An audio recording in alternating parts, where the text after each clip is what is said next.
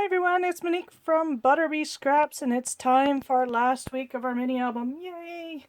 So this week we're going to do the covers and this back spread, and I just went ahead and decorated this back page because it's just more of the same. You know, I added the stitching here, did the gilding here, and just did, you know, some collages. Picture mat with some collages there and there. And then, as you can see, I went through the mini album and I added tabs to all these tags here. And I did leave one undone just to show you exactly how I did it. So I used this particular filigree. And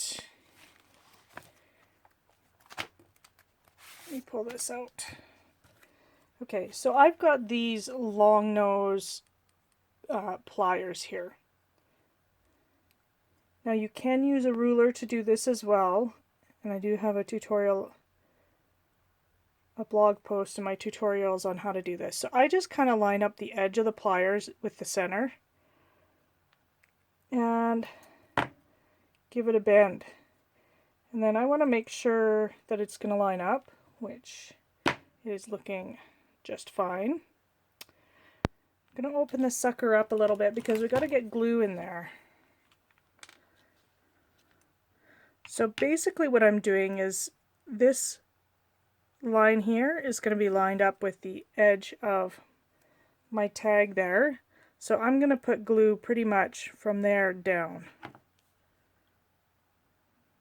And I'm just using E6000 here.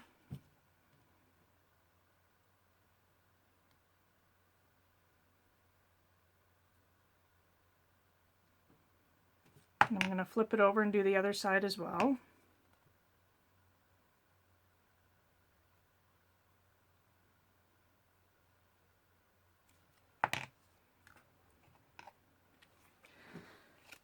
Now I give this a squeeze until, you know, it's almost closed. And then I'm going to line this up. Squeeze down with my hands, but then I've also got this pair of nylon jaw pliers. And I give it a good squeeze all along that crease, and it really helps clamp it down. And sometimes I go right over the whole thing. And just to make sure we got a really, really good seal, I've got a large binder clip, and I stick that on there, I don't know, for 5-10 minutes, and then it's good to go. So that's it for the inside of the mini album. Time to get to the covers. So basically what I did, I add 1/4 of an inch in width and about the same in length for my covers. So in this case the mini album is 6 inches, so I went 6 1/4 inches, which I know is a bit of a drag because it would be better if it was 6. And then of course the length of the page is 9 inches plus another 1/2 inch or so for those tabs. So just let me confirm here. I cut this to 9 3/4 inches. So we got 6 1/4 by 9 3/4 inches. And of course I've got 2 pieces here. Now, you do not want a piece of chipboard for the spine, because otherwise it's going to completely negate what we've done here. If you've got a hard piece of chipboard there for the spine, even if you don't glue this down to it, your book will not lie flat, because these two end pages, here, let me show you, they have to be able to curve together, and it can't do that if you have a hard spine. So what I do before I do any adhering of the covers to the mini album, I actually put the outside covers on. So if you recall, I actually set some sheets of paper aside. I've got the dark for the front cover, and blue for the back. And what I do, now I used to just use score tape. I don't do that anymore. I do use score tape just along the edge here, and also on the little flap that I flip over the side of the cover. And then I use like a Mod Podge or multi-matte medium or something, because I have found in the past that you can actually see the paper lifting off where the score tape is not adhered. So I should have had these cut already. I did not. So these are 6 1/4. I'm going to add another inch, so a 1/2 inch on either side. So I'm going to cut the covers to 7 1/4 inches, and you only need to add 1/2 inch on this side, so it'll be 10 1/4. So I'm going to do that right now, and I'll be right back. Okay, I'm back, and so I've cut my front and back covers again to 7 1/4 by 10 1/4 inches, and I've got my chipboard covers here, and I put a strip of score tape around 3 edges on both sides, and you will see why that is in a moment. So I'm going to start with this front cover, and I want this to be in the upper right hand corner. So I'm going to line my chipboard up with this side of the cardstock when I glue it down. So let's flip it over.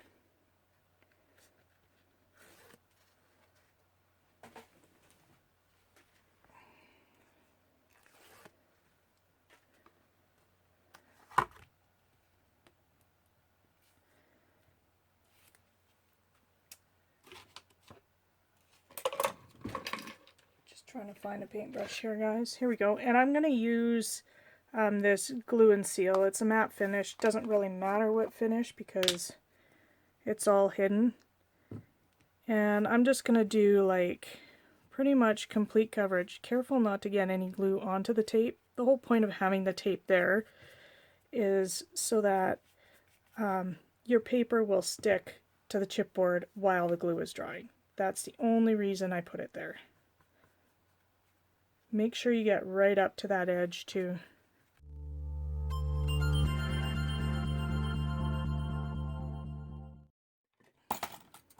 And I'm just going to take my bone folder and make sure everything is burnished down properly. Okay. Now what I'm going to do is take my scissors and clip off the corners here just to get rid of some of that bulk.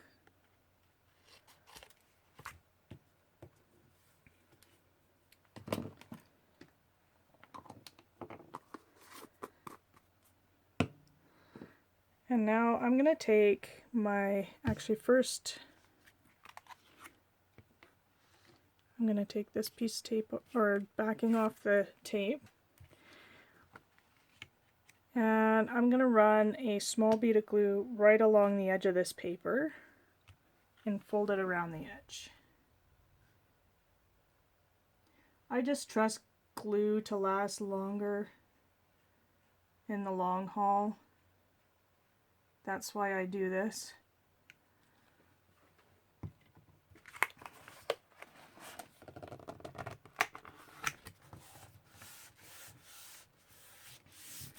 There we go. Oh.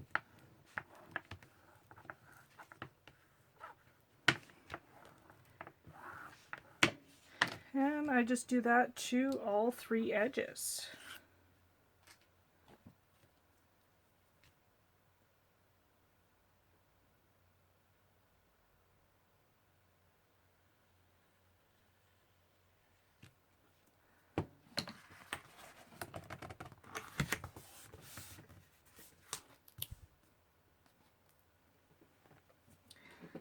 And guys, make sure you wipe the glue off your desk before you put your cover down.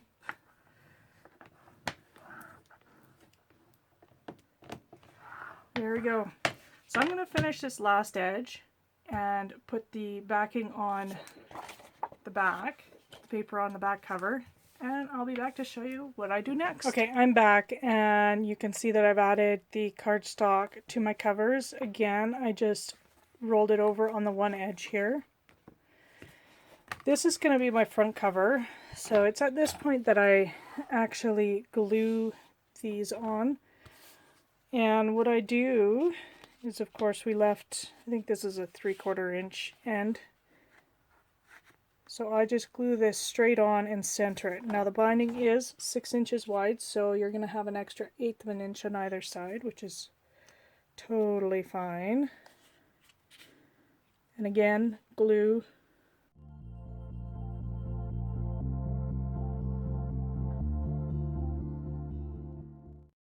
Alrighty. So I've made sure that seam on the binding is lined up with the edge of this chipboard, and I can see from the side here that it's centered top to bottom. And I'm opening it up very carefully so that I can burnish that down. There we go. So there's our front cover.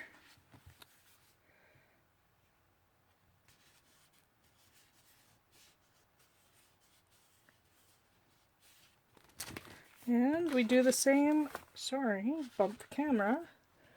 We do the same with our back cover.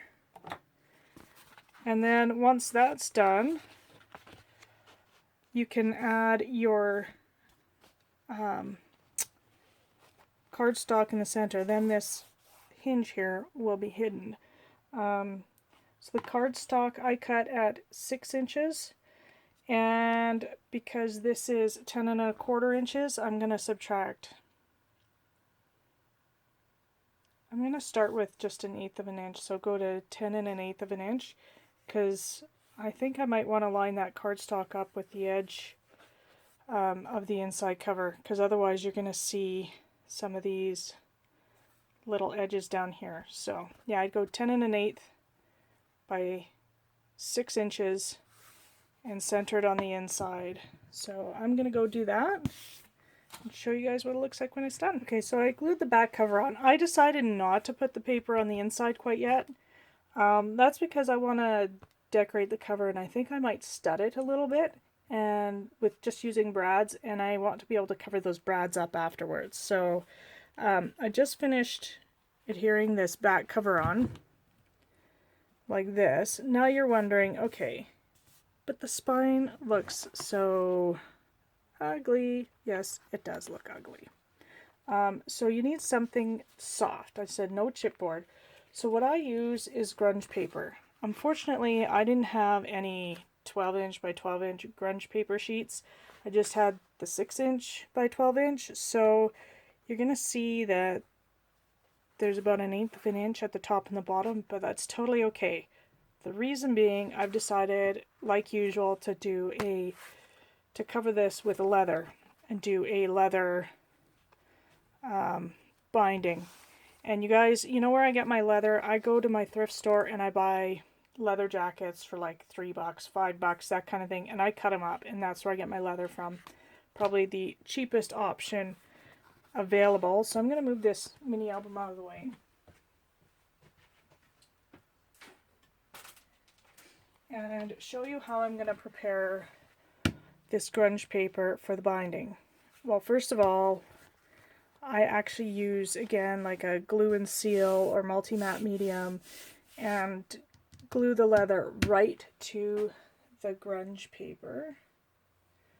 So I'm going to do that. Sorry about that, guys. Got a little bit interrupted there. Okay, so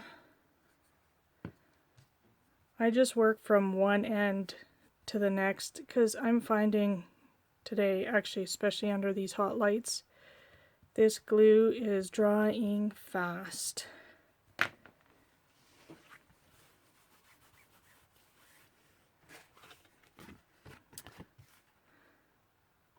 So, and I actually cut the leather to be a little bit longer than the grunge paper on both sides. Speaking of which, you probably want to know how big I cut this grunge paper. So the binding itself is 3.5 inches wide from cover to cover. Then I wanted some overlap. So now if you have 6 by 6 inch grunge paper, cut it to 6.25 inches by 10 inches. And then the leather, I added an extra 1/4 inch, so I went to 10.25 inches by 6.25.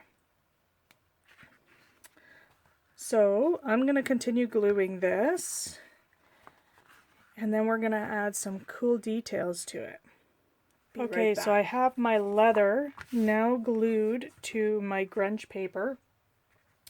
And what I like to do to make it look a little bit more authentic is I like to run stitching along the leather. So I do that obviously before attaching it to the mini album. And so what I do is I actually put this in the sewing machine and run a stitch right along this edge, and then I'll do a double stitch in 2 places. And I'm going to mark those places right now. So actually from the center point I'm 1 3/8 inches on either side of center. And I will run a new line, and this is why we do it on the back side, because nobody will see your mistakes.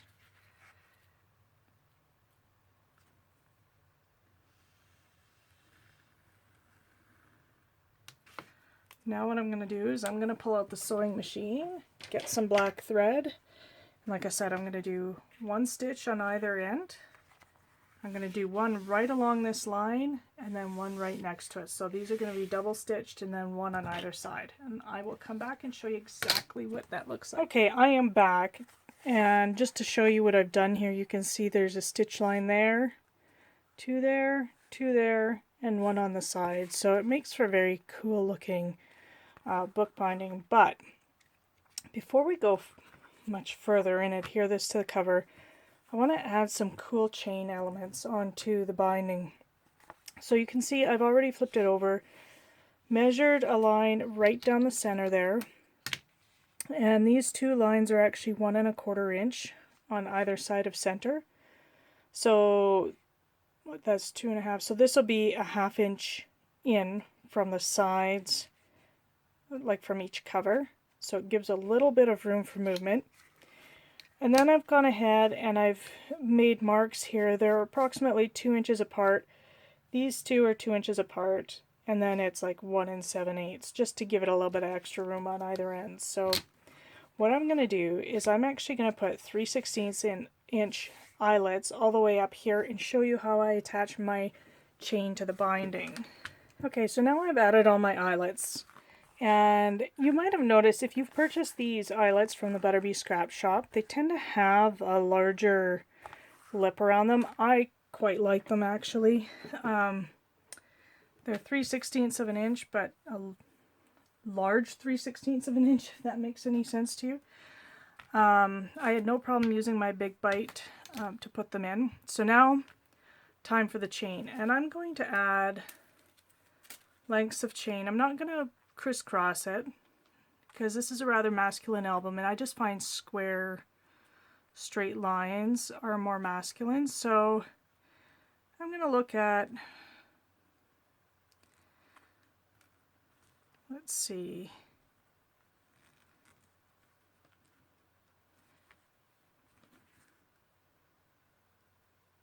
so it's got to go through here.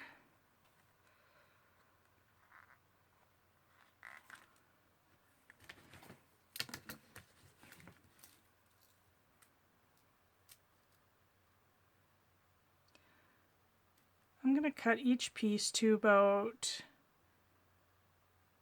3.5 inches. So the same width as the binding. I don't know if that's fluke or what, but so I'm going to need 4 pieces of chain at 3.5 inches. Oop.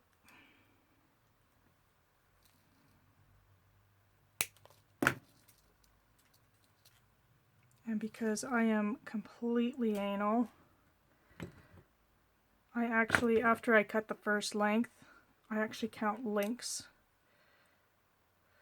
So an easy way to do that is to put your chain onto a jump ring. And just to speed things up, I'm going to do each end of the chain on there. And then once it's hanging, it is quite easy to see how many links there are.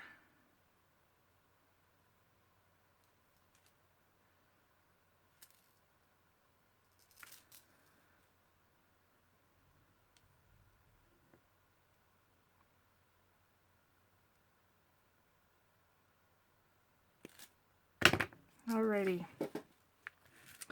So I've got 4 lengths of chain here.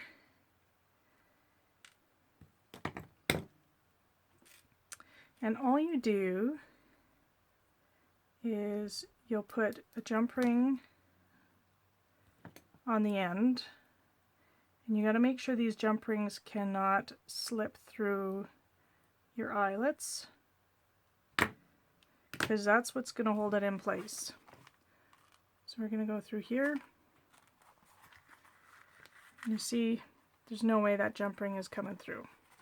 So then we hang the other end of the chain through here and add a jump ring to this side. It is that easy, you guys. I should have had the jump ring ready.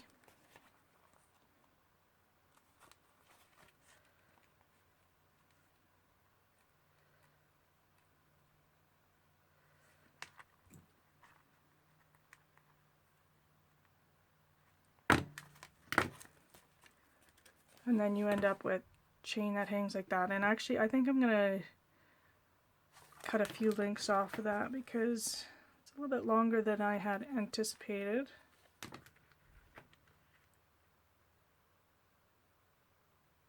I'm going to cut about 4 links off of it.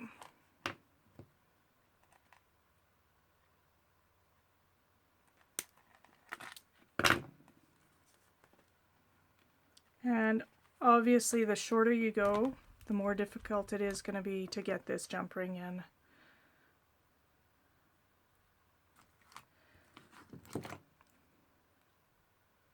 But let me show you a trick.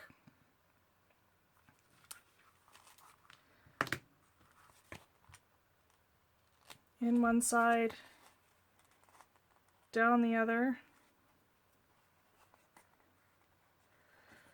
Just hold your thumb on the chain so it doesn't slide out. Have the chain hanging down. I know it's hard to see from the top, and then you can put your jump ring in through it. And once your jump ring's in, it is not a problem to close it. Yeah, I like that much better. So I went about 3 1/4 inches, you guys. So I'm just going to add chain to the rest. However, I think I might want to hang a charm as well. So I'll show you how I'm going to do that. I don't know what the charm's going to look like yet, but I'll show you how I'll prepare for it. So I'm going to have, this is just, oops, I got to cut a few links off, right? So this is your standard chain that you want going straight across. And I have this extra chain here. I'm going to string it on here as well and close that jump ring.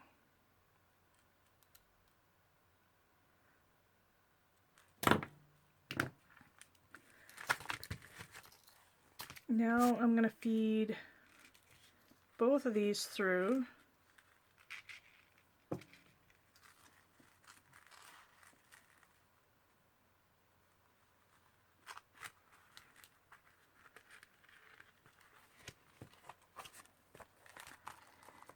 I'm going to feed them both through here as well. Oops.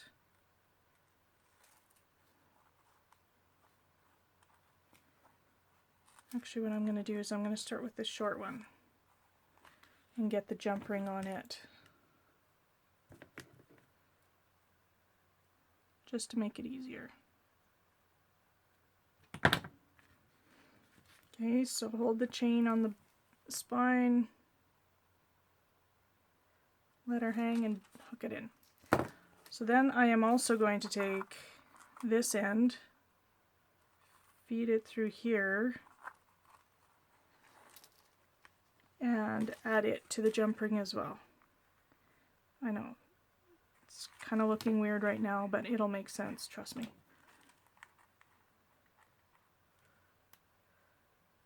So I'm going to close that. Okay, so now what you have is you have these two pieces, the long chain and the shorter chain. I'm just going to leave this as is. This will give me all the room I need to play with. I can cut these lengths of chain. It'll be installed on the album without me having to worry about it, so I don't have to sort out what the charm's going to look like right now, because honestly I need to see the cover done before I decide what to do for the charm. So yeah, I'm just going to leave these hang out, and then I can cut, jump ring, add different charms, all sorts of fun stuff to this. So I'm going to finish putting these chains in, and then what I'll do is I'll show you how I put this onto the cover. Okay, I am back and I have all the chain added here. Now it's going to be time to adhere the binding onto your mini album. Make sure the long chains for your charm are at the top. So this is my front cover. And what I do is I add, this is just a 3/8 inch strip of score tape that I've added, and it's just to help hold things in place while the glue dries. So what I'm going to do is I'm going to remove this backing here, and what I tend to do is hang the mini album kind of off the edge of my table. I know you guys aren't seeing this, and I make sure the binding is standing nice and tall. It's not slumped over or curled in any way. You want it to be as flat as possible. And then I center these eyelets on the back of the binding.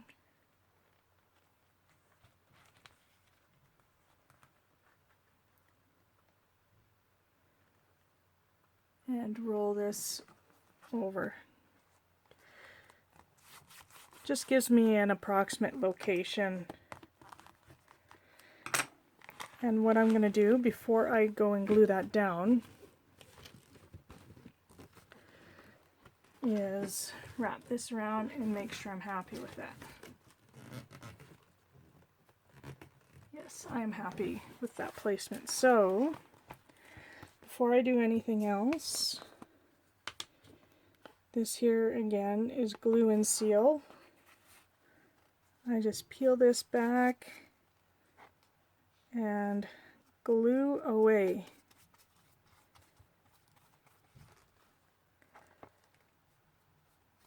Make sure you get it on the edges of the leather.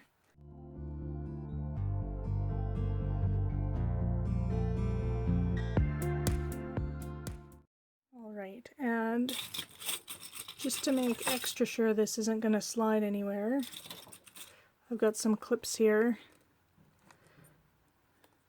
that I'm going to add to the cover.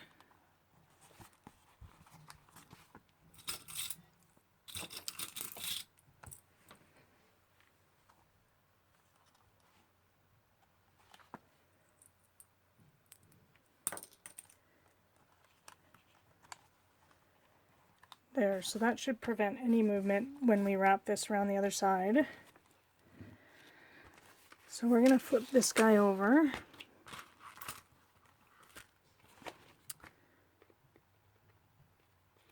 Take this backing off if I can. There we go.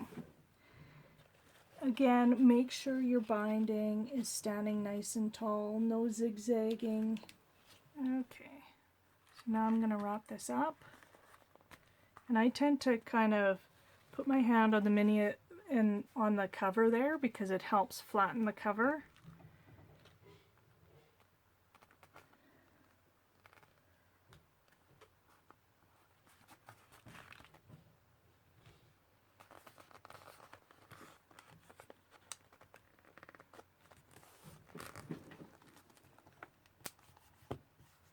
Burnish this down, and I'm just going to stand her up and look from the end just to make sure I'm happy with it. Yep, totally happy.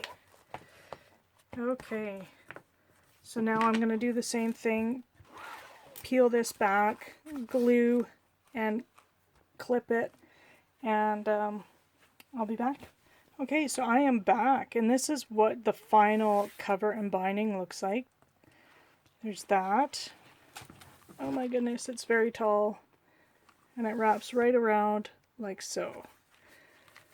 Now, the only thing left we have to do really is embellish the covers and the inside of the covers, and we're good to go. Now, I will tell you, when I have a leather binding, I love adding what I call studs. So I just add brads, basically poke holes along these seams and add brads. Helps keep the binding on, also looks beautiful, and that is why I didn't add the paper on the inside of the covers yet. So what I'm going to do, rather than speed up the film and have you watch me embellish the covers, you've watched me do enough embellishing in this series, I think, to know how I do it.